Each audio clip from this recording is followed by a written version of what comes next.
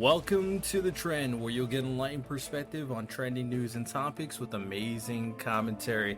I'm your host, RTL Faith. Welcome back to the podcast. And one of the things that I'm going to start introducing here, kind of a little motto for everybody right now, is we're here to breed discussion, debate, solutions, and compassion. Yes, sir. Yes, sir. I have an excellent podcast guest for today. We're going to have a great discussion, of course. He runs the podcast, The Real Talk with Dumas. And this is my guy here, Jonathan. So go ahead, introduce yourself, my guy. Yo, what's up, y'all? My name is Jonathan. Again, like RTL said, I run a podcast. I'm a podcast host. I've been podcasting for about 2 years now, called Real Talk with Dumas, where I have real conversations with people I see every day, business leaders, friends, family, just talking about real stuff that's going on and how legislation, policies, everyday things impact our everyday lives. I'm also a business owner. I run a company called CommonCulture, where I'm an organizational psychologist and a leadership and career coach. All right, respect. Of course, Yeah. his links will be in the description if you're watching on my platforms, and obviously if you're listening on the podcast stuff, it should be in the description somewhere there as well. So, a lot of very interesting things we're going to talk about for today. We got some trending topics as always, but you know how I like to start things. If you have a random fact or some positive news you want to share, I'm ready to hear it. Yeah. So I was talking to my partner yesterday, and she was reading an article, and I checked it out as well, that there are some rumblings and rumors that the student loans will be paused again. The student loan payments will be paused again. I have my own theories on this. I guess that this would happen. It's just there's not a way politically that Joe Biden can find some to go ahead and just do that student loan forgiveness right now. It's just not possible. As much as I mean, I have loans, and I would love for them to be forgiven, even a little bit of them. It's just not possible politically for him to do that right now. So he's just stalling until they're able to figure out some way to do that.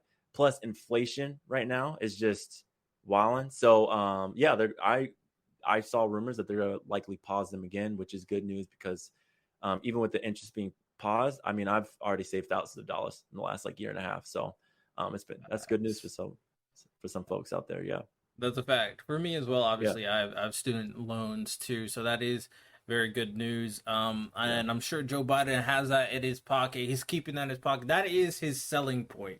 Oh yeah.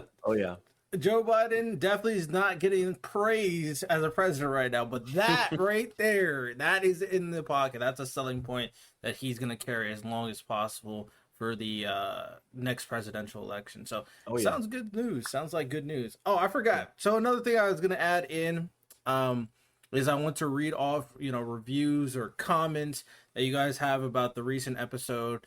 And I got a comment here. This tells you I'm willing to show the negative news because this girl definitely went in on me a little bit, but she wasn't happy with the recent thing I said about Serena Williams. To give some context, Serena Williams retired, great tennis player, one of the greats, one of the GOATs in sports. But she said when she retired, she talked about how it was a bit sexist that she had to retire and take care of her family, and the male tennis players don't have to worry about that.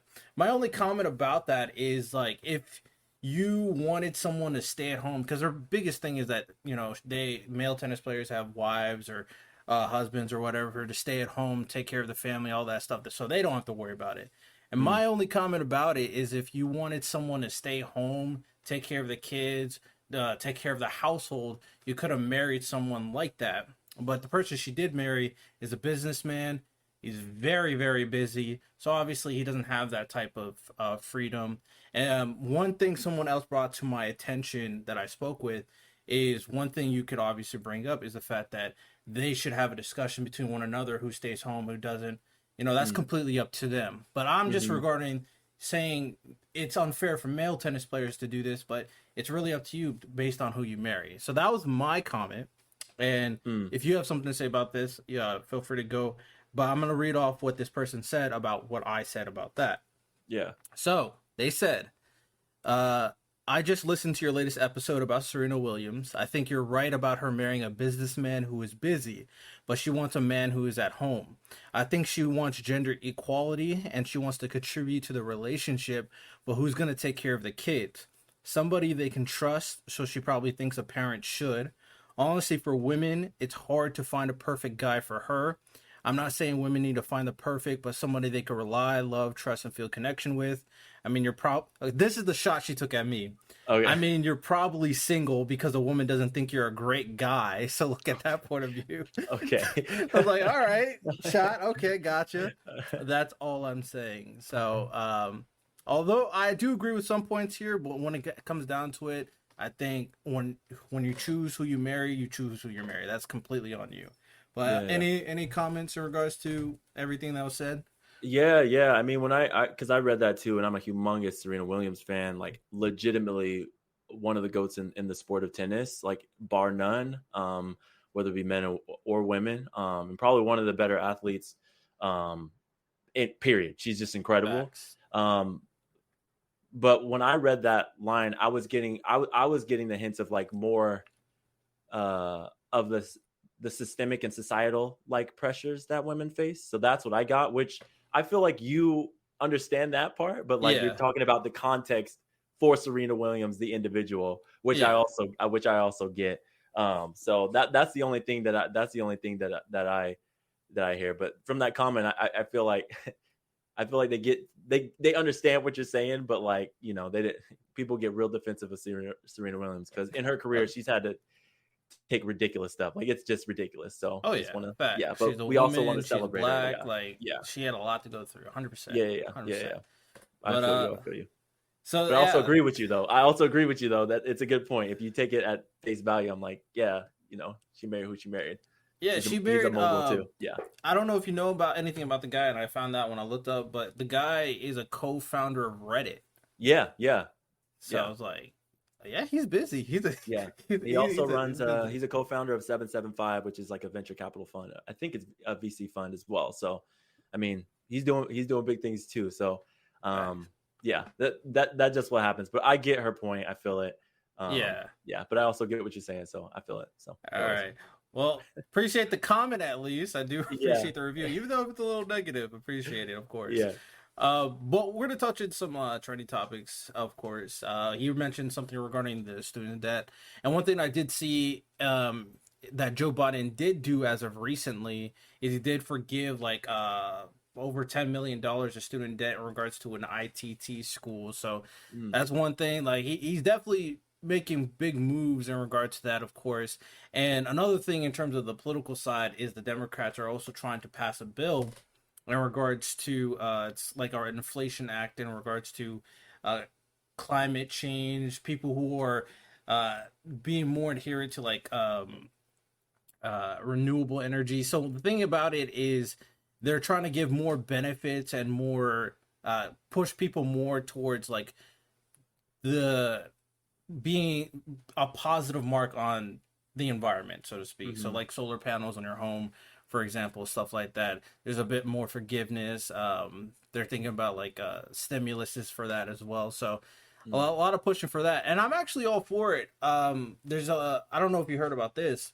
I've mentioned it a few times, but it's so like fascinating that in Saudi Arabia there's a prince that's trying to start a society called start a project called the Neon Project, and he wants to start a whole like futuristic revolutionary city where it's like all like futuristic technology, renewable energy, free Wi-Fi. Was that like the line or something like? What is it? What Yeah, was it that's called? one part of it. The line, Yeah. So, I saw a video on it. It was like I was like, what is? That's wild to me. It was pretty wild. Yeah. Yeah, so I mean, when it comes to stuff like that, I'm all for it because obviously, you know, whether or not you believe in climate change, there at the end of the day, there's definitely good things we could do positively for the environment. Like, hey man, don't throw cans in the ocean. Just don't do it. It's just like weird. Like it's just a weird thing. So a lot of positive things. You've seen the video about the line. Have you read anything about what the project entails? I haven't heard any. No, I haven't heard any more. But it was a ton of just like renewable energy, just kind of like everything's within a close proximity, so you're able to walk, not really necessarily needing any vehicles or anything like that. Probably like bicycle or something like that. But it was probably something you watch out of like those movies in like 1980s, like you know what I'm saying, of things that you thought 2022 was going to bring. Instead, we got a pandemic, but whatever. But So it looks really fascinating. Like there's some things that I would love to see for the future. I'm all about, renewable energy. Let's take care of the environment. I like being in nature and not having to see, cigarette butts everywhere and trash and stuff like that. Cause I live in LA. So it's just, cleaner the better. Oh, Just it's a big take it. city. Yeah. Just take care of the environment. I mean, just don't be a jerk. It's not hard, to take care of the environment. So yeah. Yeah, and that's what it really boils down to. Because like, it's not hard to not just be just a weird, dirty person. Like, Yeah. it's just you're just walking around. It's like there's a trash right there, but I'm just gonna throw my trash right there instead. I don't care that there's a trash can there. I'm just throw it right here. Like, it's just weird. It's like I'm sure your room is untidy too at that point. So it's Yeah. I've just seen people just throw stuff out the window, and I'm just like, what is going on? Like, if I did something like that, like my mom would have snatched me up, my grandma would have snatched me up for just throwing something out the window. Because like, why are you throwing trash where it's not supposed to go? You know what I'm saying? Hold on to that thing, find a trash can, put it in there. But I even go a step further of like, I get frustrated of like, you know how many plastic products we use? It's unnecessary. Like you go into a store and like plastic is everywhere. And on plastic is on stuff we don't even need plastic to be on. Like plastic is wrapped around boxes, that's wrapped around a product, that's wrapped around paper. You know what I'm saying? Like it doesn't make any sense. So it's like you're telling me that like, and I say this ironically, like the American ingenuity, we can't figure out a way to wrap things better.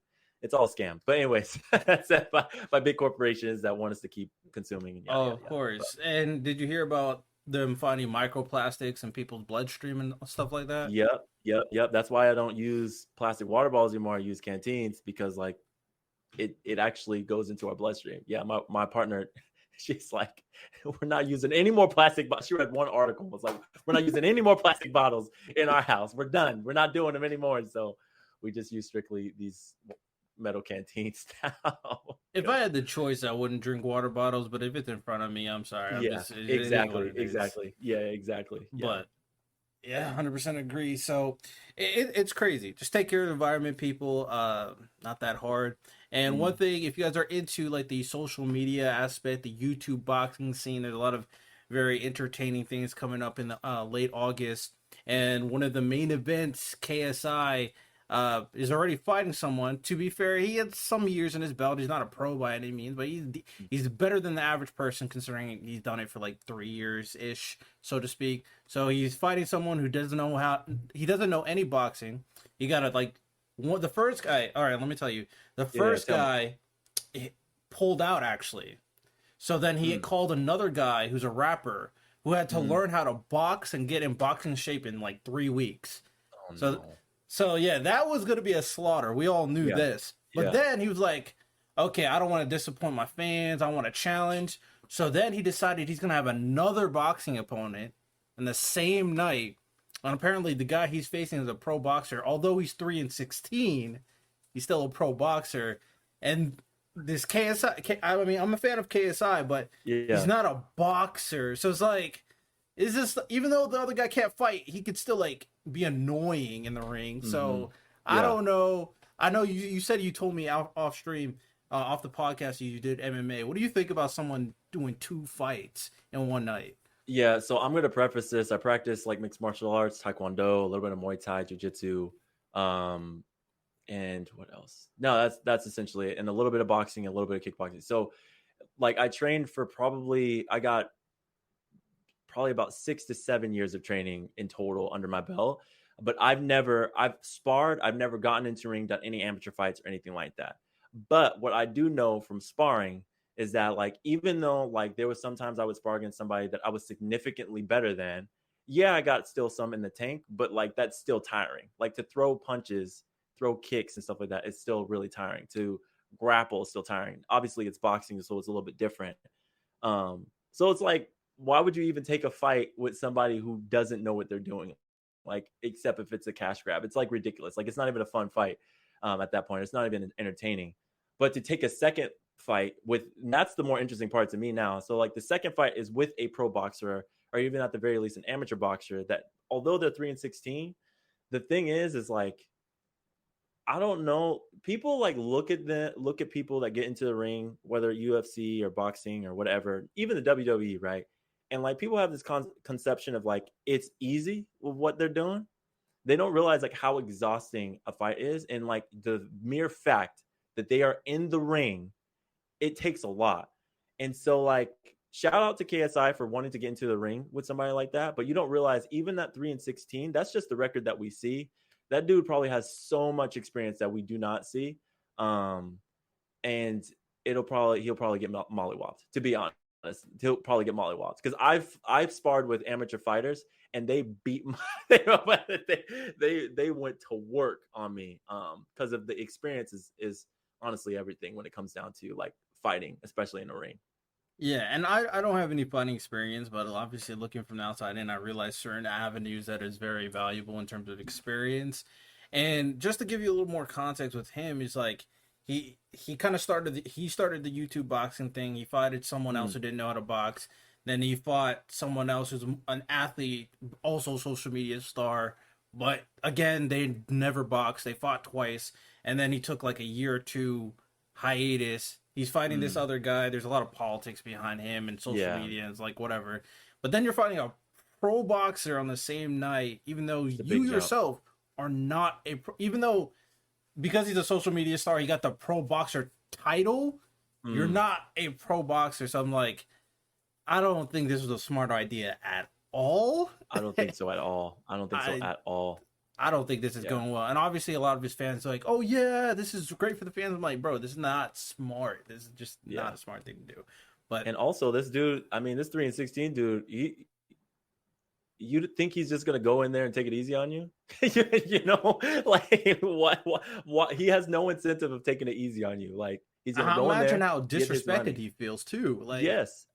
Yeah, he's in there to secure the bag. He's not gonna be a chump. He's gonna be like, no, I'm going in here and I'm gonna do work. You think this is a game? No, it's not a game. I do this. Thanks. So yeah. I've been fighting 19 pro matches and some amateur calls me out and he thinks he's gonna fight someone else and then fight me. Like that is crazy. No, it doesn't work like that. Yeah, and I'm not. I haven't fought any amateur. All I've done is like sparring, but like, yeah, it's not a game. It's not a joke. Like for people that take this serious, it's not. So yeah. It's tough. It's tough. But all right. So with that said, we're to move on to our first segment that you guys all love. I'm gonna change it up a little bit. It's gonna be a little bit more quick fire. I just randomized these 10 topics. Well, except the first one. But I randomized the 9 ones after it. I'm gonna have him do it quick fire, overrated, underrated, just right. And afterwards, after he's done, I'm gonna ask him, do you want to explain any of your choices? And he can by all means go ahead. All right, ready? All right, let's do it. BLM. Oh God. You got quick fire first thing. I know. I'll say overrated. People are gonna political hate me. debates. Overrated. Basketball. Just right. Black barbershops. Ooh, underrated. Leather. Overrated. Watermelon. Just right. The Muppet Show. Overrated. They might cancel me after that one. The strength of chimpanzees. Underrated. Excessive jewelry. Overrated. Pineapple. Just right. Anything you want to explain? Okay, let me explain BLM before y'all come at me. All okay, right, go for All right, I said BLM is overrated, right? Is because of like, okay, so Black Lives Matter in and of itself is not overrated. Obviously, I'm Black. I'm for Black lives. It has been co-opted by white liberals to be something that like they have no idea what it is, right? I.e. black squares, i.e. People coming up to me they're wearing BLM shirts and everything like that. It's just been co-opted. It's similar to like the stay woke kind of deal, right? The wokeness was started because of people of awareness of the things that were happening, of the government, of FBI, of CIA doing covert operations on some of our historic Black leaders, right? And so when I say BLM is overrated, I'm not saying the movement of Black Lives Matter is overrated. I'm saying that like it has been co-opted and taken and now used by corporations, by white, well-intentioned white people / white liberals to, as a sign of like, hey, I'm doing the work. When in actuality they're not, and in corporations they're actually using it for money, i.e. capitalism. So that's what I mean, right? And when we get at the heart of like that movement, the work of justice, the work of equity, it really comes down to, am I truly fighting in every sense of the word for Black people to live the lives that is equitable to every other racial group, minoritized group in the U.S., in the world, really. So that's, before I get canceled, before people take me out, that's what I mean when I say that. Hey man, that's fair. That's fair. Yeah. I mean, I've actually talked about a little bit about it. I'm actually not in support of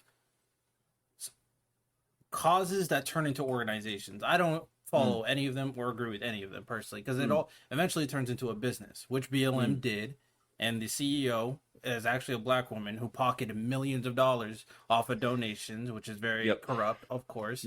So I don't follow any organizations, but I've never really specified this. In terms of the cause itself, obviously I'm Black. I don't want Black lives to matter because obviously I'm Black. I don't want to get shot by some random cop out of nowhere, of course. So my thing is like some of the things that some of the messages and the themes behind a lot of these causes are very respectable for sure. But the moment it turns into I'm gonna start stuffing my pockets is when these things go wrong. And I'm also very much in agreement with the white liberal side of it too. I have my opinions about that, but okay, fair enough. Yeah. And the only thing I'll say about that is like, even myself, like I do like justice equity work for a living, right? I'm in leadership positions with groups that like, we do this, you know what I'm saying? And my partner does as well. And one of the things too is that like it's constant, like the effort, even within those organizations, to be actively aware of our participation in whiteness / white supremacy has to be constant and fervent, right? We have to be vigilant like crazy because it seeps in. It's in everything. It's embedded in the institutions of America. It's embedded in every system mostly that we use. And so really operating from a place of Black liberation, from a place where it's centering historically marginalized communities and wisdom, specifically Indigenous communities as well. It really is the work, intention, and effort constantly. So like that's how you compete with that, but like that's how you get those things where people are pocketing millions and doing work and taking advantage of stuff, and like this aligns with the tax code, blah blah blah blah blah. Well, is that necessarily ethical to like, the values and things that you want to portray here? Absolutely not. And we've seen that in the case of BLM leadership, which is so unfortunate. I'm like so disappointed. I'm so disappointed.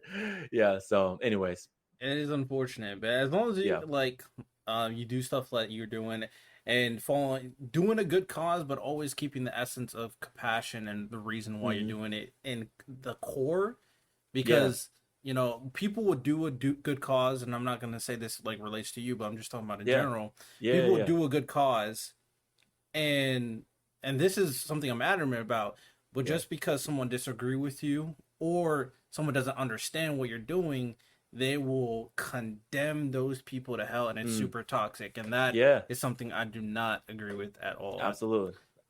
Hatred brings more hatred. You've heard the term, this vicious cycle of hatred. It's not good. So that's a big thing for me for sure. But we're gonna dive deeper into that because you have some very interesting questions that we're going to discuss. But before that, I want to say this. So one thing I slightly disagree with you is the political debates part, and not because I care about wrong word, not because I think the political debates that politicians are done just right or the way they do is just right, but the value of having debates regarding politics I think is very much underrated, because a lot of people are not willing to have that debate just because they disagree with the other person, or Yeah. are not willing to even care about the point they make, even if it's a good point. But just because you have the title of Democrat or Republican, it's like, I don't care what you're saying. So I think in that sense it's underrated. I do think politicians play a game for sure, but I Yeah. think Yeah. general people should have more political civil debates in general, Yeah. Yeah. personally. You want to know when I answered that question? I was literally thinking of presidential debates. Right. Like I know, that's what I was thinking. Yeah. They're just like, those are pointless because they already have talking points. But political debate in and of itself, 100%. I agree with you. Yep. Yeah. All right, Good point. yes, sir. All right. Yeah. So speaking of these serious topics of all these crazy things in society, I went on your page. Obviously, the great thing about Podmatch, if y'all don't know, is we can have kind of a template of things to talk about. And one of the things you brought up, which is in line with the aspect of political debates, is the fact that one of the questions is, why are difficult conversations necessary? And I'm very much in line with here, but I'm curious to what your answer is for this question. Yeah. So this kind of goes in line with my podcast and also with the work that I do as an organizational psychologist. So the first part of that is like, my podcast is like, I have conversations with like people I some of them I know really, really well. Some of them I literally will hop on a call with and just like go. Like, for example, like we just met through messaging, and then like we're on this call, and I'm being as open and transparent as I possibly can. You know what I'm saying? Even if there is some level of disagreement, right? But that mark of disagreement actually triggers a point of growth, right? That point of disagreement, and like even that feeling of like, oh, this is not in line with or in step with what I'm thinking. That different perspective actually pushes us as individuals to grow, right? And so like when I think about my podcast, I've had people on my show where I would say a majority of them I like agree with a lot of what they're saying, but when there's somebody that's done something that I've never done before, where they say a perspective that I've never thought of before. Like I had somebody on my podcast, and shout out him. He does like community. It was about, oh gosh, oh, he was dope too. It was about community policing. And so reading that at the front of it, I'm like, yo, I don't mess with the police. Like, I've never had a good experience with the police. My family's never had a good experience with the police. So like, I have a really issue with this. But actually talking to him and engaging in that conversation with him, what he actually was proposing was saying that like police people and people involved in policing in general are incompetent and incapable of doing what is necessary to right the wrongs that police do, right? And he lists a book of all of the instances that like police were called on him, and like it's consistent. Like it up until I interviewed him in March, February, he had an instance. He finished his book. He had an instance in like December or November that was in the book of the police getting called on him and his wife when they were in AT&T store trying to resolve an issue, right? And so like I had that encounter with him. He was able to break down and share with me like what he actually means and institute that, and saying like he was actually involved in like getting legislation passed in the city that he lived in because of his actual circumstance. And I'm like, yo, that's wild, right? And so there's stuff like that. And even talking to my mom, right? Like I had a conversation with my mom on the show where I just talked to her and I was like, hey, we literally never talked about race. And she's like, I didn't want race to be a reason that you were held back.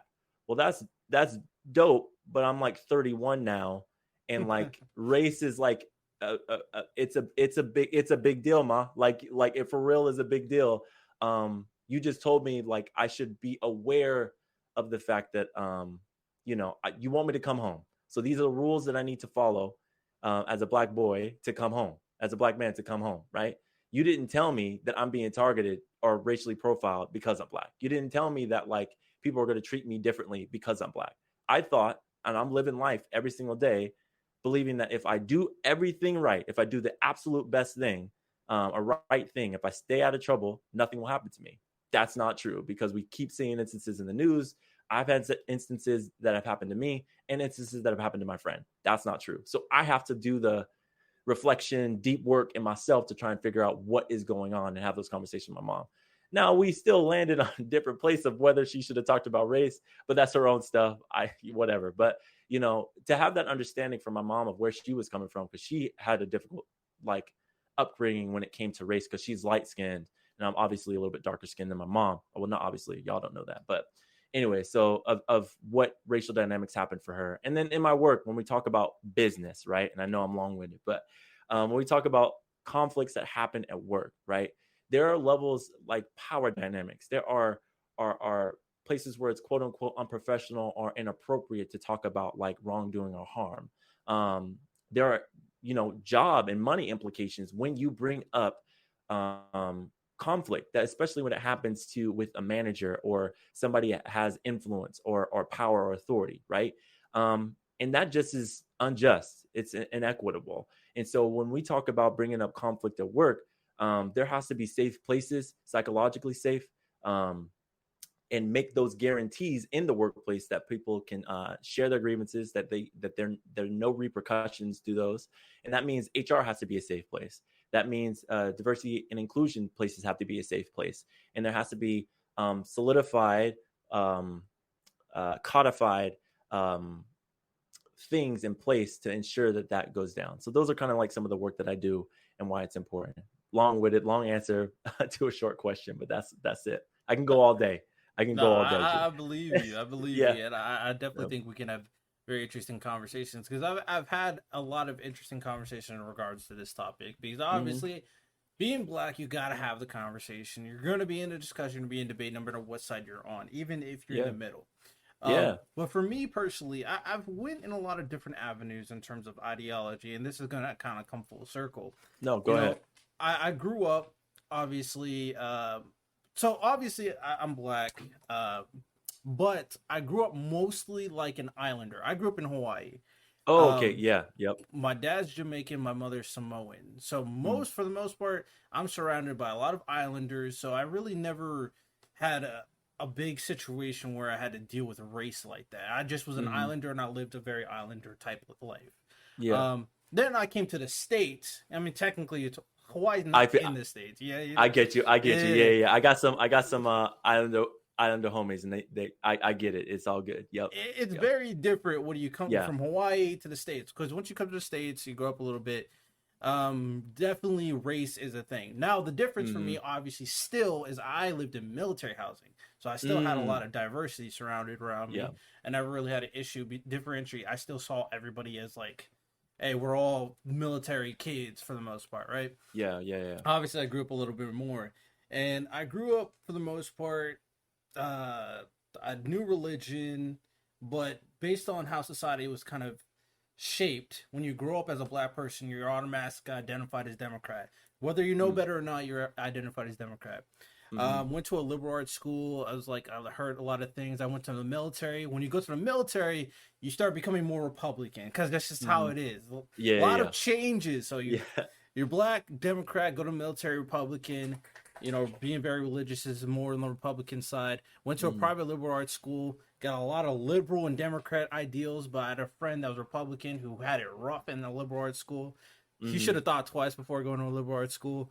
But then I was on the fence between the both, because I agree with some of the things that the liberals are saying, but they're also very toxic sometimes and attack my friend because he's a Republican. But I agree with some of the things my Republican friend says. He's a very good guy, even though he's a white guy who supports Trump. He's like a very good guy. I would trust him with my life. He's a good friend. So I thought about a lot of different things, and now I'm arrived where I'm at, and I'm pretty neutral. I don't follow in any lane. And the reason why I brought that all up is I found where people are just not willing to have these conversations, have these tough, controversial conversations, but you can breed so many solutions by having these conversations where disagreement is brought out and find different perspectives. I've had so many different perspectives and different ideals that I've come around so many different things. And if you stay in one lane forever, for example, if you're like a Black Republican and you think, oh yeah, there's no systematic racism, what is your solution? Or if you're thinking, okay, everybody's racist all the time, it sucks to be Black, what is your solution? So Mm-hmm. you're not gonna find a solution stuck in your own ways. It's not until you have these conversations where you Mm-hmm. start finding some of these solutions. And that's why it's, when you talked about what you do and trying to, uplift the Black community, do everything you're doing, that's an Mm-hmm. example of you having creating solutions and trying to go from it, and then you're willing to have these conversations with different avenues and different people. So I'm Yeah. all for it as well. I'm all for Yeah. the difficult conversations that are needed, Mm-hmm. and even if you vehemently disagree with people. Now my thing is, you know um there's some things you said that I agree with, but I'm always agree with you to a point, because obviously, there's only certain things that I'm not full Yeah. on anybody's opinion, so to Yeah. speak, Yeah. until I hear everything out or Yeah. experience it or really understand your logic. Yeah. But have you ever encountered someone that completely disagrees with your point of view, but you're Mm-hmm. able to, stay civil and respectful on either side? Absolutely. It happens. It happens a good amount. Sometimes. So here's the thing, and I'll say this with a caveat. I'm willing to have a difficult conversation. I'm willing to engage with somebody. Um, Actually, for prime example, I did an episode on equal pay for the um, for women's soccer team. I had somebody who covers the women's soccer on my show. She broke it down beautifully. The court case, she's been following it ever since, and so I landed on, like, I'm for it. I love women's soccer, and everything like that. And this person came into my DMs and said I was wrong. He said that she was wrong, and actually was pretty condescending about her. And I'm like, first of all, you could have emailed her. Number one, that's number one, because she literally broke down the court case and follows it and covers it, and like, this is her business. Two, I do this. So like, he even said some things that were outlandish of like, women don't get paid as much as men because they don't choose certain jobs, which is like, okay, okay, now you're entering into my lane of organizational psychology and pay and all that other stuff. So like, I told him, you're wrong. So let's have a conversation. I might disagree with you. We might end up on the other end of that, but like, let's talk about it. And we talked for an hour 15. I said, yo, if you want to come on the show, we can do this on the show. This was fun. And it was amicable, right? And I led up to that of like, hey, this is probably not going to end where you see my side. It's not going to end where I see his side. And he kept saying things. Um, and I say that they're wrong because like, they actually factually were wrong, not because like my a differing opinion. It's like, Right. factually they were wrong. But very nice. He said like, he was like so appreciative that like, I even said I reached out, responded, and that I was even willing to have a conversation with him. And I think that was a growth point for me. Um, in knowing that like, it works, right? And knowing that like, somebody's listening to my show, he listened all the way through, disagreed with everything, and was like, he had the courage to reach out to me and say, hey, I want to have a conversation further about this if you're willing to. And I'm like, yeah, let's do it. So I think I go back to the thing. I'm willing to have a conversation with you with the caveat of, are you willing to listen? Are you willing to engage? Because that's how I'm entering the conversation, right? Because if you're not entering this conversation with that in mind, what's the point? You know what I'm saying? Like, and just like you were saying earlier, of like, let's be solution oriented, right? Let's like have a goal here, because otherwise we're both wasting each other's time, and there's really no point in having a conversation. So I go back and forth between like, is this conversation, and when I say the word safe, right, I mean like, I've been in positions where like, it literally was not safe. Like, I've where like, I have, it's like me versus, a group of people. Yeah. And at a certain point, I'm like, why am I here? Y'all are paying me to be here. Why did you call me to be here? Y'all are not even ready to have this conversation, right? And an actual conversation. You just got defensive, offended, and don't want to talk anymore, right? You want to argue and prove me to be wrong, which that's not the work that I do. That's not what I'm interested in doing, and I don't think that that's productive in creating a better society. It's not justice oriented. It's not equity oriented. It's none of those things. So yeah, I feel you. Yeah, I very much agree, and I Yeah. think at the very least, one thing people need to consider is that you can be that stubborn with any ideology.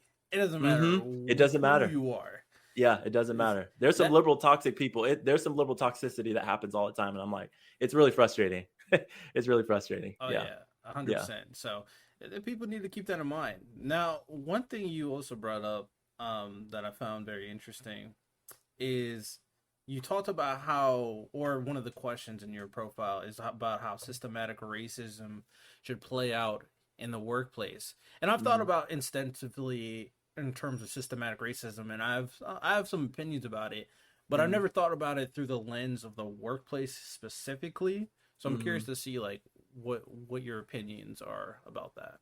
Yeah. So it can really, it's, when I say systemic racism, right? We use these terms that have become okay to say: white supremacy, whiteness, systemic racism, even racism, to a certain extent. Like, people just say these and toss these out.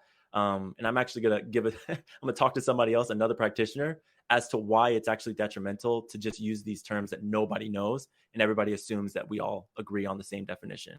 When you get into a room of practitioners, not everybody agrees on the same terminology. Like, Oh it yeah. just, language is so fluid and it can mean different things, and it's activating for folks in different ways. So when I say systemic racism, I mean um, that there are systems at play, whether it be the code of ethics, the policies, the social norms, um, social taboos within an organization systemically that have been placed from the inception of that organization, that play out, that say that minoritized groups, and in my case, that through the lens that I see, Black people are not valued, that their being is not valued as highly, and it plays out in the systems at play, right?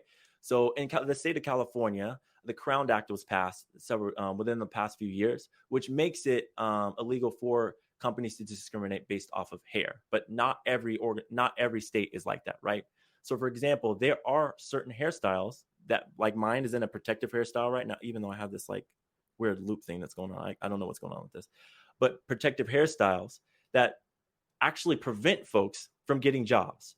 And they'll label it as like um, having a conversation, getting brought into your manager's office, and your hair has nothing to do with this, right? You sit at a desk, or like or like you're at a cashier, or you're driving. It really doesn't impact your job, but they will say your hair is unprofessional. We need you to change it, right? That is an example of very flat out, very visible form of like a systemic racist practice, right? The system is actually preventing you, and that's a policy. There's a policy that says, hey, you need to keep your hair groomed and tidy, right?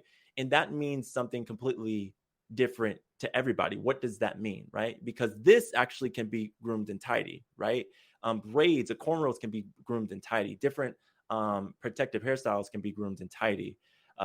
There's a clear cut example of that right there. And so when we talk about how that plays out, that could impact your ability, even, you got the job there. That could even impact your ability to even get a job. And don't get me started on the impact of those who have, who are neurodivergent, women, um, and just get really specific with the whole spectrum of social identity. But that's just a little bit there. Okay. I think that you made some very, very strong points. And the reason why I say I went back and forth, and I actually very much agree with like a lot of things you're saying in terms of systematic racism, Mm-hmm. is initially I was like, yeah, there's systematic racism. Obviously, been Mm-hmm. back in the day when you're, really learning about politics, being black, like obviously it's the coin turn that automatically put in your mind, oh yeah, the America's out to get you. Mm-hmm. Obviously, I learned a little bit more. I came to a conclusion that no, I can't be systematically racist because there's really nothing that a white person can do that I cannot do personally. Mm-hmm. But Mm-hmm. then I came into my final conclusion. And I do think there is an essence of systematic racism. And the Mm-hmm. only reason why now I say it is because it's not perfectly equal at the end of the day because of stuff like what you said. Mm-hmm. Um, Even if they're not as like educated or privileged as I am, if a person who wants to be great lives in a certain like lower income or lower class and then is treated differently from a white person, then again, that still falls in the line of systematic racism. So Mm, it's not perfectly equal in mm, American society, and it is what it is. Maybe it'll never be because of the majority of people are white at the end of the mm, day. mm. And obviously, we can also go into the argument that the 1% doesn't want it like that. Yeah, And yeah, that's a yeah. whole different argument in terms of the Well, it more rich so comes 1%. down to like power, right? Exactly. And like we think about like somebody, Dr. Nuru Dennis, Kenya Nuru Dennis, I had on my show a few weeks ago, and I've heard on different shows. She says, I don't really talk about race as much as I talk about power because, like, me as a man, I can go into a room full of women and at that point not have some level of power, right? Like, I'm in an Yep. organization where women, you run this is your show. They outnumber me, all that stuff. But as soon as I enter back into the world, I have a high level of agency, autonomy, and power that's given right back to me. So I can step in and out of it. That is the privilege of being a man. That's what male privilege is, right? Right. And so I think when we talk about power, even though the 1%, it's only 1%, right? There's a ton more people that are in working class, middle class, but that 1%, they have all that money, and that money be talking, especially in the US context, and they Oof. wield a ton of power, a ton of power. And there's a lot of people that don't want things to change, and they'll spend as much money as they possibly can to keep things the way that they are. Yeah, Yeah. exactly. And that's why, we got platforms like this and make sure, hey, don't be ignorant. You Yeah. know, there's a reason why certain things are the way they are. And Mm-hmm. you just being blindly angry kind of helping them in a sense. So it's It like, really is. It really yep. is. And the here's the thing too is that, like, you know, MLK was one of the most hated people in the world and in the country. You know what I'm saying? Like, he didn't become popular until, you know, in the 80s, 90s, far after he was gone, right? Um, he was killed because he was starting to galvanize different groups, the rainbow, Fred Hampton, that galvanizing a rainbow coalition of people, the poor, the working class, and saying, like, we need to come together. It's not just, this is not just a black person's plight, right? Like, if you sit two working class people, poor people, sit in the same room, you're going to have a lot of the same issues: bad healthcare, not enough education, not access to adequate food, all those different things. And you're going to have a lot of the same struggles. You have a job that, like, doesn't pay you enough, right? Of a lot of the same struggles. So eliminating that race line, he was killed because he started galvanizing everybody together. And that's what we need to keep an eye on. Although I'm, very, very pro black, I have a lot of friends from a wide variety of races, of backgrounds, of cultures, and everything like that. And one of the things that we always say together is that it's going to take all of us, and it's going to take that white person, it's going to take all those people to really make a movement and do something for society to at least inch towards better, right? I don't know if we're Yeah. going to get to best or ending of racism, poverty, all those different things in our lifetime, but it is what it is. I'm trying to be, like, hopelessly optimistic, but just keeping it Yeah. real. It's not. I don't know, but I, that's what it is. Yeah, that's the caveat there too. yeah. I, I very much agree. But Mm. in terms of the optimism, Yeah. but it's tough. It's tough. I'm sure you heard of BlackRock, right? No, tell me. Wait, on that happened on Hawaii, right? Or no? BlackRock? So I'm pretty Tell me sure they're more. called BlackRock.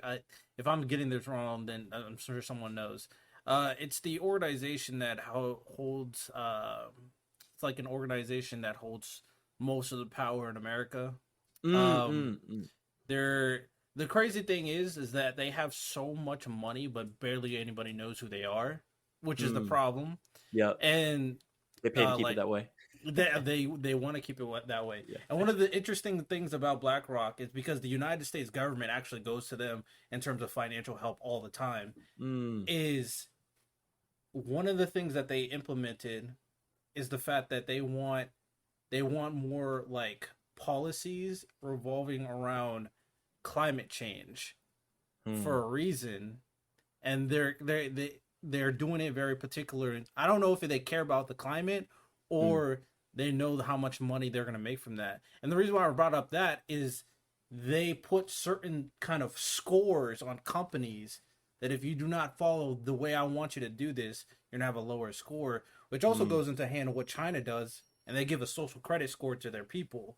Like, hey, if you don't act this way, your score is lower. So I'm just saying society is headed in a very manipulative place. So that's why I'm like, hopefully we can get there, but tread lightly how we're getting there at the same time, because maybe we're steered in a very manipulative direction at the end of the day. Yeah. One thing I want to kind of tangent, but it revolves around MLK, and I saw this a while ago that people were having this weird debate, but this seems like it's more detrimental. But I saw like a podcast, and these two ladies were having a whole topic about Martin Luther King, about how he wasn't a great man because he potentially cheated on his wife. No, potentially. He definitely did. Now, people don't want to talk about it or don't like that, but he did. Well, some say that the FBI made it up to find some defamatory evidence on MLK. And regardless if he did or not, that's the different story. But I just thought it was weird that people are having a whole kind of slander fest of MLK just for this one potential fact, considering everything he did. Seems like it's going in the wrong direction in terms of the good fight, right? Yeah. Have you heard of that though? I have heard of that. I mean, I think the only thoughts that I have on that too is that, so in 2020, a lot of people were trying to tear down statues of like, Thomas Jefferson, all these slaveholders and everything like that, Confederates, which they need to go. They need to go, right?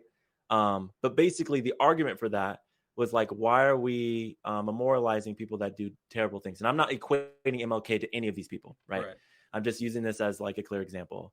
But some of the questions that like people would be like, why, like when I actually had dialogue with folks, why do we need to tear down those statues? Is because like there's people like Thomas Jefferson, George Washington that did incredible things, right? Why, if we do this, we're going to eliminate from history. Well, actually, no. There is a clear and possible way to critique the negative things that they did, and also uphold like the positive things that they did. And it takes, I would say, somebody who's a level of emotional intelligence to hold those two things in tension, because it is really wild that like MLK, somebody who fought for justice, probably like one of the most renowned civil justice, I'll say warriors without wanting to use too violent language, but like he fought for justice, you know what I'm saying? And well-known civil rights leaders in history, in U.S. history. And so it's hard to even align that with even the potential that he, had a marital affair multiple times, right? Or was a womanizer in that way. And it's hard to hold that intention. But I think there's a level of emotional intelligence that needs to be had to be able to do that. It's just really tough because I don't want to think that to be true. But like there's a lot of things that are pointing at it to be true, and it's really unfortunate. Yeah, it's really unfortunate. I'm not going to slander MLK's name though. I'm not going to do that, but there's a lot of things that I've seen that point to something that was very, very interesting, which is a whole nother discussion. Is arguably you probably could find dirt on every single person that has ever lived, besides potentially if you believe Jesus Christ. So that's the problem. And when you bleed into those slight negatives, maybe some of them are more negative than positive, but when you start bleeding into these people who are so important in the evolution of humanity, then you won't find anybody to look towards. You won't find anybody to praise. And that's why I thought it was very interesting you brought it up, because Thomas Jefferson, George Washington, you could do the same thing. Gandhi, you could do the same thing. MLK, you can keep on going down the list. Malcolm X, you can go down the list of every revolutionary human being in history, and then find something negative that they potentially did in their life. But again, nobody's perfect in human history. So that's a whole different discussion. Yeah, I think absolutely. Making a whole segment and podcast episode about why this guy sucks is like, come on. Like, it's wild. I mean, I get it. We got to critique it, but like, there's certain things that feel like clickbait compared to actually having like a nuanced conversation around how do we deal with this and move forward, right? Going back to what you said, like, how do we move forward with this, knowing this, right? Knowing that this is potentially true. And I said earlier, like, he definitely did. I've just only heard that. I don't know that for sure. or anything like that. I don't know anything about them. I have mad respect for the King family and everything like that. So I don't want that to come off like I know those for sure facts, but like a lot of things that come out, a lot of things that I've seen. It's just really tough. It's really tough. Yeah. It's really tough. So anyways. People, believe it or not, you're the person that you look up to the most, your role model. If you look hard enough, you're gonna find something you don't like. Gonna find something. Yeah, he's gonna find something. There's a reason why they say you don't want to meet your heroes. That's the reason why. But anyways, yeah.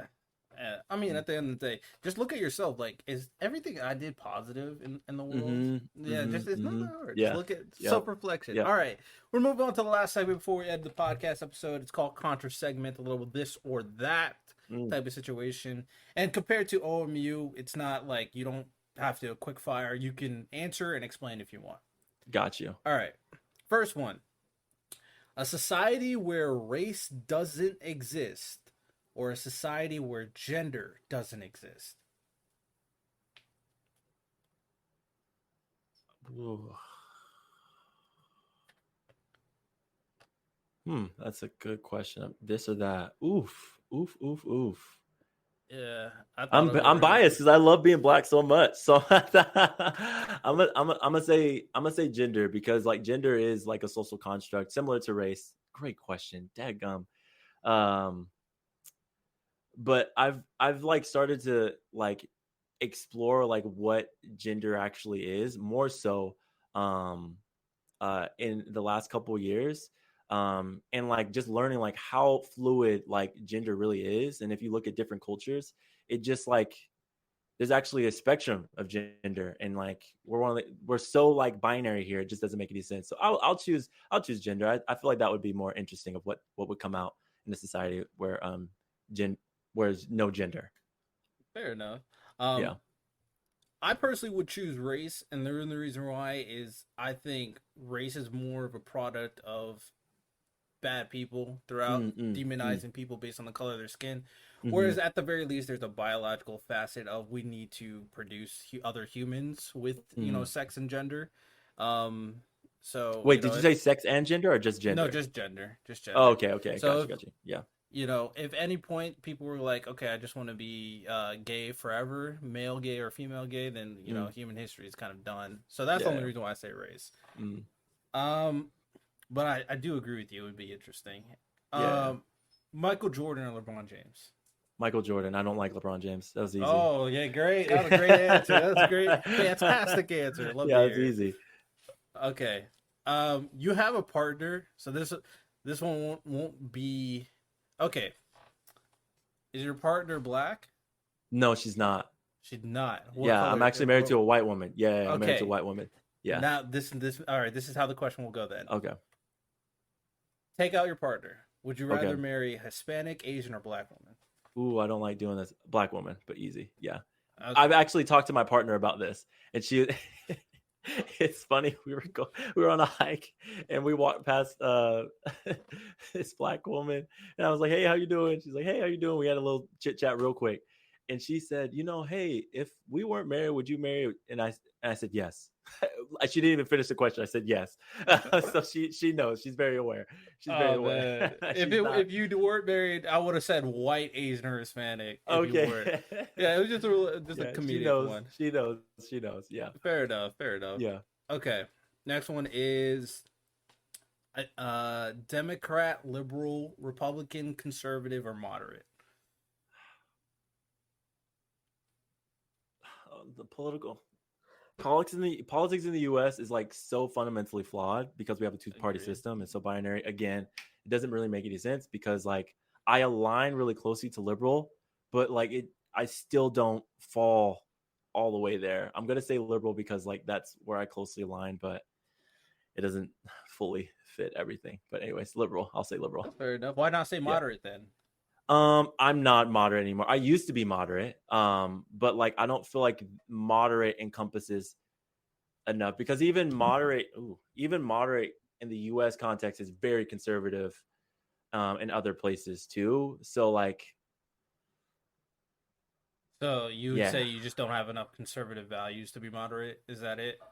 Not fully, but probably that would probably sum it up. As best I could. Yeah, as best I could get it. Yeah. Gotcha. Okay, last one. Would you rather condemn someone you hate or forgive someone you hate? Forgive someone I hate. Yeah, forgive them. Because it's condemning them is like, I feel like there's a level that it's still there. Like there's people that like to get too deep. I know we're at the end of my show, but at the end of the show, but like I don't know my biological dad. Like he denies my existence, Right. and like parts of me hate him, but parts of me still like to this day like vie for that approval from my missing biological dad. Right. Right. So Yeah. like my hope is that like one day like I inch closer and closer to that forgiveness part, so I can just like let it go. Because right now there's still so much I hold on to. So that's what I would say. I agree. And Yeah. although like I don't really quantify myself as a good person, but at Yeah. the end of the day, I think when it comes down to it, there's so much toxicity, negativity in the world for honestly no reason to an extent that I Mm-hmm. think more people should, start forgiving the people that they hate. And then you forgive them, you realize, oh, we have a lot in common. It happens all the time. So, Yeah, yeah, yeah. um, You know those Apple like TV like screensavers where you see the world. yeah, I saw that. I was looking at that just the other day, and I don't know, maybe I was high, but I was looking at that, and I'm just like, just from like we're so insignificant. Like, why would I waste my energy hating somebody? You know what I'm saying? If I don't like you, I'm just not gonna talk to you. Unless I have to, I would be cordial. But like, it's no point in wasting energy because just like the grand scheme of things, it really doesn't matter. You know, facts, bro. whatever. Yeah, Like, yeah, 1,000 years from now, we may not even be living on Earth. We're probably exactly. gonna live in space, and our next worry is make sure don't hit a meteor so we don't all die. It's like, Exactly. Exactly. So, yep. yeah, but yeah, we're at the end of the podcast. I thought this was a very good discussion, very interesting discussion. Obviously, it's one of those discussions that could go on forever for Yeah. sure in terms of like a lot of nuance. So, very much appreciate you coming on and your different perspectives and Mm, very interesting things, interesting ways to you talking about a lot of stuff. Some stuff I didn't even consider, like I said, in terms of the today's episode. mm. Any final words? You want to plug anything again? Obviously, let people Yeah. kind of do their thing. I appreciate you. Thanks so much for inviting me on. Appreciate the everybody listening out there. You can check out my own podcast. I have very similar conversations like this. Light, fun, talking about society and culture. It's called Real Talk with Dumas Podcast. You can catch me everywhere you find it. If you want to connect with me personally, I'm on LinkedIn, Jonathan L. Dumas. That's Dumas. That's where I'm most active. And you can catch you can catch anything with the work that I'm doing at CommonCultureCC.com. Again, CommonCultureCC.com. That's it. Yeah, that's it. All right, excellent. Well, hope you guys enjoyed. If you guys enjoyed the episode, as always, rate it 5 stars on Apple Podcasts, Spotify. And you heard me earlier. Even if I'm getting slandered, I will read your reviews. So make sure you guys either comment down below or set down a review. If you want to praise me, that's okay too. I'm just being honest here. So y'all have a good one.